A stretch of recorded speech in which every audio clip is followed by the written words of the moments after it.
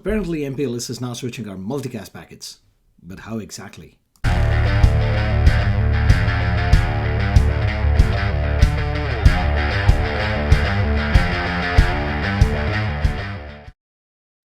Welcome back to the MVPN video series. This video serves as the second part to the previous video in the series where we configured MLDP-based default MDT, otherwise known as Profile 1. Now we are starting from exactly the same point where the previous video left off, which means that the MVPN Profile 1 is fully functional in the core. Now you might recall that we had selected R3 as the root for that MP2MP LSP that was signaled via MLDP. Now this MP2MP LSP was also serving as the default MDT for our MVPN. So from a verification point of view, the routers that we are going to concentrate on are going to be the PE routers. So these routers are going to be R1, R4, and XR1. So these are going to be our PE routers. The other router that is going to be pretty important in this case is going to be the root for that MDT, which is going to be R3. So R3 is the root to the MLDP MP to MPLSP. Yeah, it gets kind of wordy, but that's the default MDT. Now, there are going to be three types of routers, obviously, with as is the case with most LSPs. So there's going to be ingress routers. That's where the data is going to get into your MP2MP LSP, which are going to be the PE routers. They're going to be egress routers, which amazingly, because of the bidirectional nature of this LSP, also happen to be the PE routers. And then there are going to be some transit routers. Out of those, R3 is going to be definitely one of the ones because it is the actual router that brings the MP2MP LSP together. So now, having said that, let's go ahead and start the verification. What I'm going to do is I'm going to start the verification on R1, and then we will continue on to the other routers. So we'll build the LSP out and we'll display it on this topology, but we will start out with R1 as our very first router. So let's go ahead. So on R1, we'll say show MPLS MLDP database. Now this is going to be your number one command when it comes to MLDP verification, because this command pretty much shows you everything that you need to know. It doesn't show you the bytes, so there are some things that are missing, but it does show you a lot of good information. Actually, most of the good information that you need to see is available in the output of this particular command. So let's go ahead and break this command down. And in this case, we have, so number one, recall what were the major aspects of an MP2MP LSP. The very first thing is going to be the FEC root. So this is the root for both the upstream and the downstream FEC. Also, the type of the LSP is an MP2MP LSP. Now, this is going to be very important when you compare it to, for example, a P2MP LSP, which has a completely different way of being signaled. So you have to be cognizant of that fact. Next, what makes an LSP unique in its environment? So within the context of the root, it's always the opaque value. So here is where you see the opaque value for this MDT. Sorry, MP2MP LSP. Now, the opaque value always has an arbitrary length. So this one happens to be 11 bytes long, and this happens to be the value of it. So this whole long string happens to be the value of it. Now, it could mean something to a router. It may not mean anything to a router. So for a lot of the transit nodes, it may not mean anything. But as long as they can compare two of these signaled via two different routers, they can always consider them as an MP2MP LSP and provide multicast services for it. But in this case, because the router was the one that provisioned it, and mostly all Cisco routers will understand this, they actually understand this to have some meaning. Now, the meaning here is that this is an MDT, so this is signaling a multicast distribution tree. It also has that VPN ID. So if you recall, this was our VPN ID, and this is the instance number of that of an LSP in this MVPN. Now this is going to become important when you do data MDTs, because data MDT will have the same opaque value, but they will have a different instance number. So for example, 1, 2, 3, 4, so on and so forth. So in this case, this is what we have. Now, the next part here is the upstream and the downstream clients, so replication clients and then the upstream clients. So first, let's tackle the issue of replication clients. If you're not a transit router, so sometimes you can be an ingress router as well as a transit router. In this case, R1 happens to be a pure ingress router. So in this case, you're only replicating it out to the VRF itself.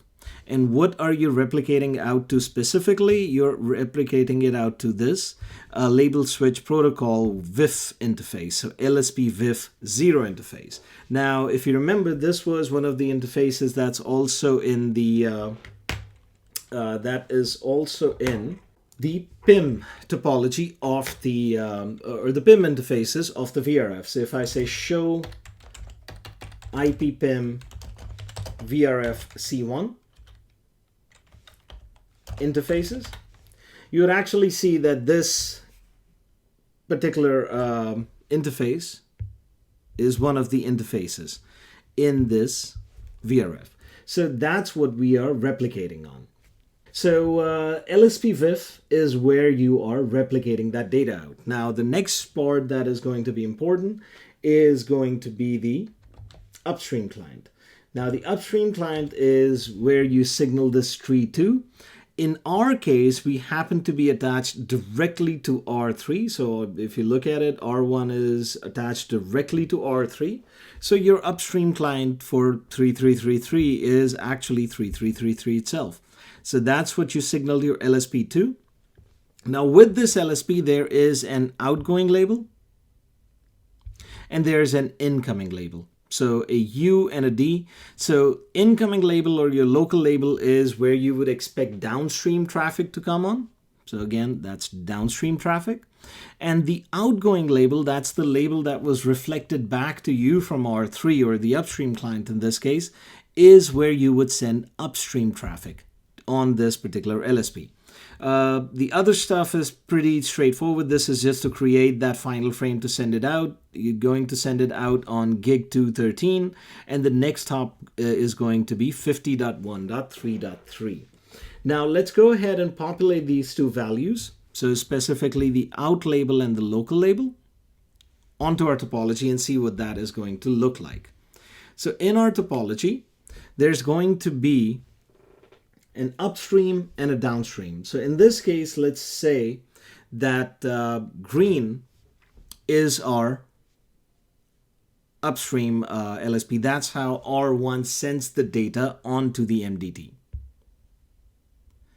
So R1 sends the data onto the MDT, and then the out label in this case happens to be 28. This was the label that was advertised by R3, and R1 can send traffic on it. I'm going to, for the right here, right now, I'm going to ignore what is the local label, because that is going to become important once we figure out what are the labels of the other routers. So let's create the upstream first, and then as we go with that, we'll create the downstream.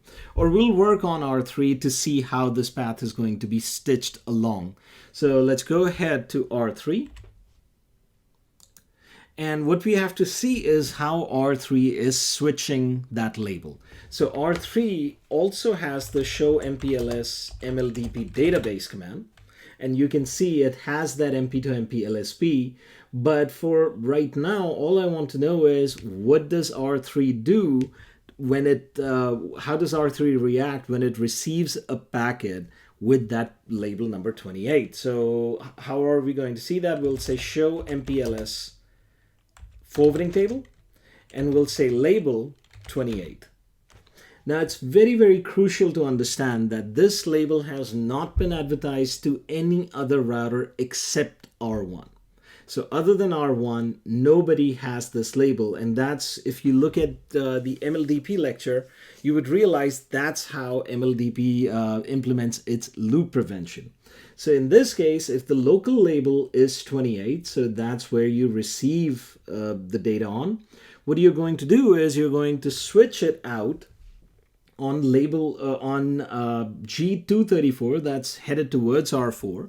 So it will go out this way towards R4, and it would be switched out with a label 33. But 28, so for example, if we had another label for XR, so for example, let's change the, we'll change it up a little bit maybe later on, but suppose this interface here did not exist.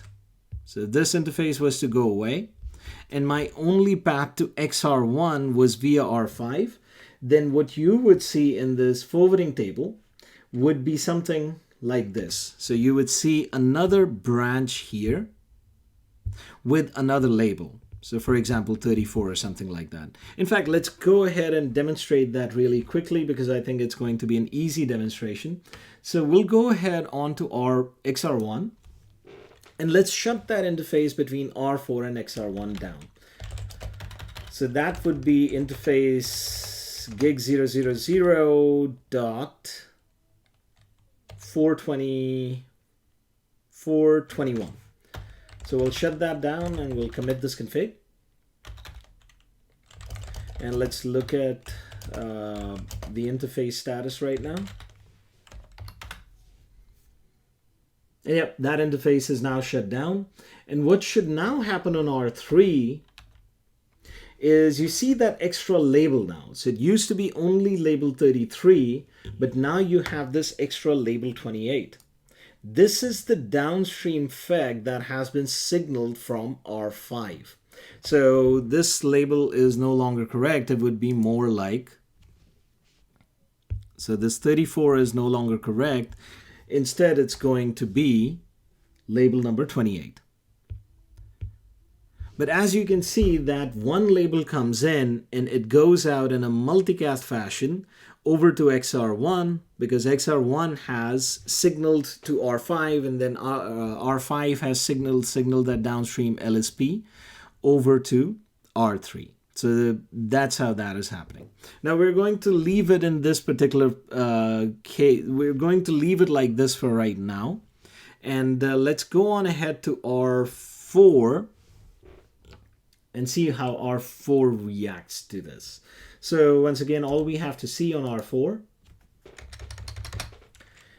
is what is it doing to label 33, right? So that's the downstream label. That's where it's receiving the downstream traffic on. So we'll say show MPLS forwarding table, label 33. And what it's doing to that label, if you can see, it is actually outgoing as a no label. So there's no label. In fact, it has associated that with this MDT, which also we didn't look at it, but specifically, but R3 was also associating it with that MDT, but there's no other information. It basically just says that it's an aggregate interface. It's an aggregate label for C1. And that's because this is right now an egress router alone. Now, the fun part would be if XR1 was to roll this configuration back. So if I said no shut, and then I commit again, what should happen now is XR1, and again, this is not something that's documented, but you can only have one upstream LSR. So one upstream LSR per MP2MP LSP.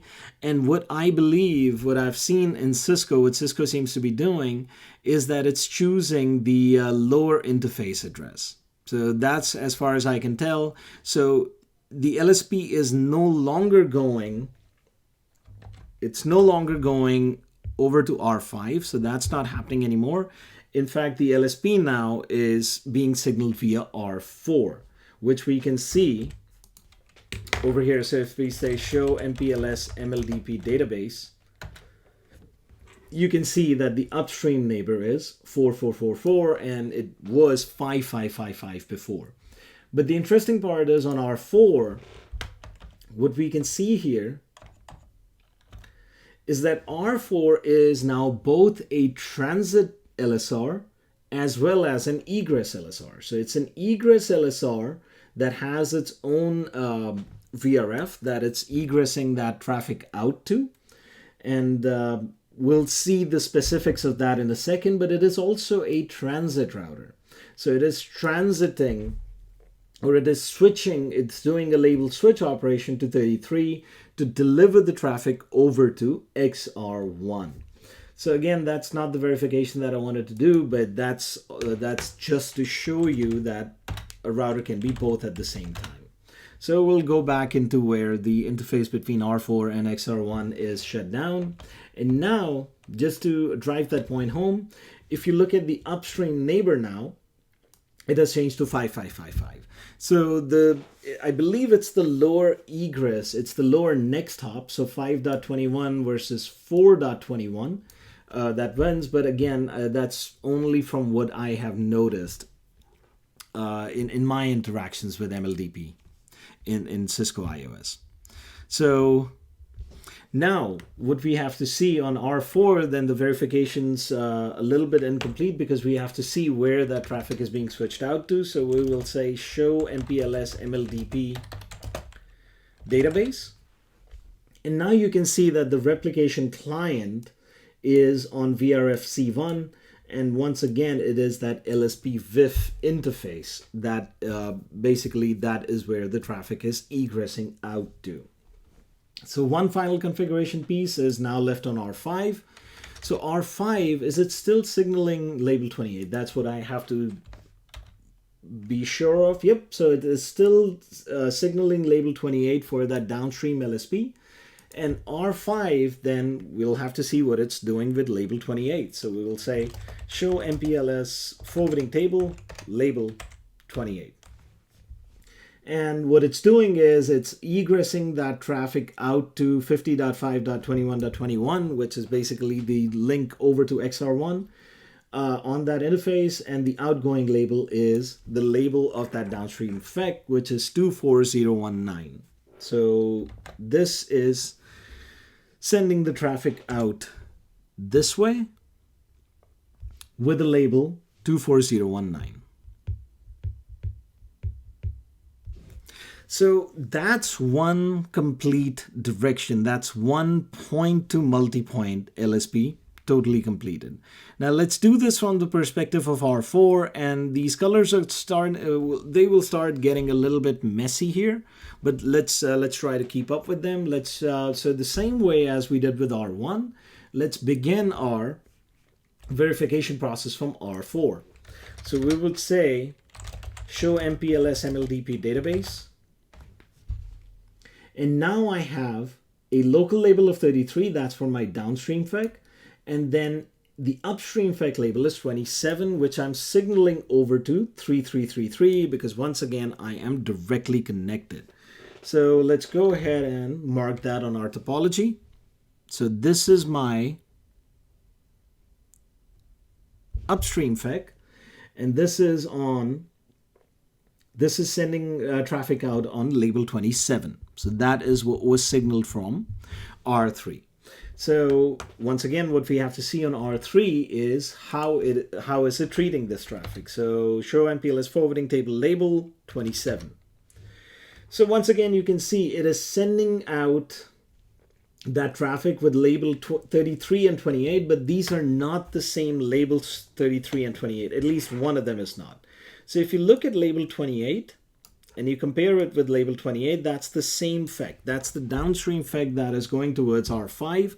So that's fine. So what's happening here is that 27 is also getting switched out this way. So it's going from R1, but it's also taking traffic from R4 and sending it out this way and on label 28. So I can maybe double color this to label 28. But that other label 33 happens to be the label that that was the downstream FEC that was signaled via R1. And that one happens to go this way. So this is label 28. And just to verify, because these labels can sometimes get confusing, let's go ahead and look on R1. Let's see what R1 signaled. So if you see the upstream, the downstream label that was signaled was 33. And did I just misread that? So on R3, I did just misread that because I was supposed to write 33 and not 28. So let me fix that really quickly. So this would be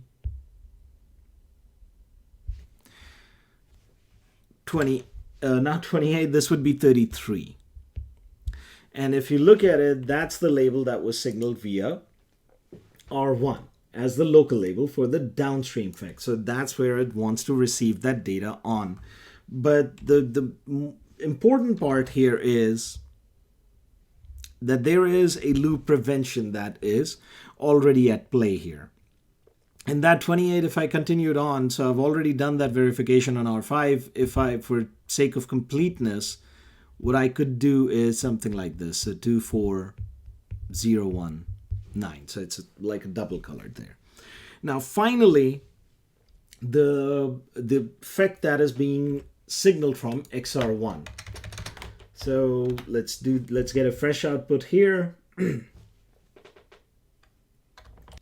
And here you can see that there is again the local label, but the outgoing label or the upstream label is just called remote label. So they just choose to name it differently, or they choose to label the label differently. But in this case, the local label is 24019, which we have already ascertained, but we are more interested in the upstream right now. So if XR1 was sending data onto the MDT, it would send it towards R5, and it would also send it with label 27. So another FEC, another color, another branch, another color, I guess. So this one would go this way. And this would be label 27. So that is what R5 is receiving the data on. So now we have to go to R5. And instead of label 28, we want to see what it does with label 27. And what it does with label 27 is it switches it to label 30 and sends it towards R3. And that's where it has now reached the root. So over this way with label 30. And that would be the downstream label that R3 must have signaled to it. Now on R3, once again, the same verification that we did before, but this time with label 30. And this one is fairly simple because we already have both of those labels notated on our topology. So it's label 33 going towards R4, label 33 also going towards R1, but we can just mark them like so. So 33, and once again this way, 33. Now, if after watching this, you go back and you look at the MLDP lecture, that should hopefully make a little bit more sense this way. So now let's quickly take a look at how this is amalgamated into the MRoute table, right? Because ultimately you will receive the data on here, and then you'll have to somehow send it to the client over on in the PIM state. So you would have to use the PIM states to send the data out. Now on R1, for example, we are receiving any data that we are receiving, and let me again pull a fresh output, which is this one. So we are receiving any data on local label 33. And when I receive data on that label, what I'm simply doing, or what R1 is simply doing, is it's sending it out of LSP VIF 0. So let's look at the MRoute table and maybe we can catch a specific state here. And especially because this has the R6 was the RP, so there might be at least an upstream state here. So we'll say show IP MRoute VRF C1. And as you can see, the star comma G tree, it ends at R6. It ends at the RP. So obviously, in the OIL or the outgoing interface list, you have LSP VIF 0. So now the data coming downstream on label 33 is simply delivered onto LSP VIF 0, which happens to be basically in the MRoute table. So that's how you are bringing the combination of this is the combination of this and this is what's bringing PIM and the MRoute table together. And this would repeat over and over, but any data, if it's in the incoming interface, then you basically take the data from that LSP VIF. So in this case, the data comes in with label 33 and it gets delivered outgoing on that interface, right? But in case you had, for example, on R4, so R4 I believe has a sender. So if I say show, and let's pull two new outputs here as well. So the MLDP database that has the LSP VIF, and we'll say show IP MRoute VRFC1. And that this time has, let me make it a little bit better. So MLDP database, and we'll say begin outgoing. So now it's a little bit compacted output, but essentially what's happening here is the incoming interface is LSP VIF 0 because I have a receiver out on R10. So what's going to now happen is any data that comes in through this interface, so any data that is received on this interface, that is then switched out using that label number 27, and it's switched out towards the rest of the network towards R3. So that's all that is happening here. That's how you're bringing the MRoute table and the MDT together logically. Now finally, XR obviously has to do things a little bit differently, but what XR is going to do is, number one, it's going to call the interface a little bit something different. So if you look at the downstream client here, it calls it LMDTC1. So LMDT is basically just labeled MDT. So that's what it's trying to say. It's an MDT that is a labeled MDT. So it's using LSM, label switch multicast. And it is an LMDT specifically for VRFC1. So it's a little bit more descriptive in my opinion, but that's what you have. So once again, if I say do show PIM VRFC1 or PIM VRFC1 topology,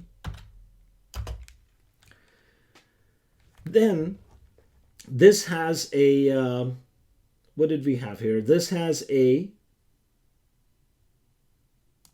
I believe this also has a, this has a receiver. So what's happening here is, because this has a receiver, you have the LMDT as an incoming interface. So it's an IIF.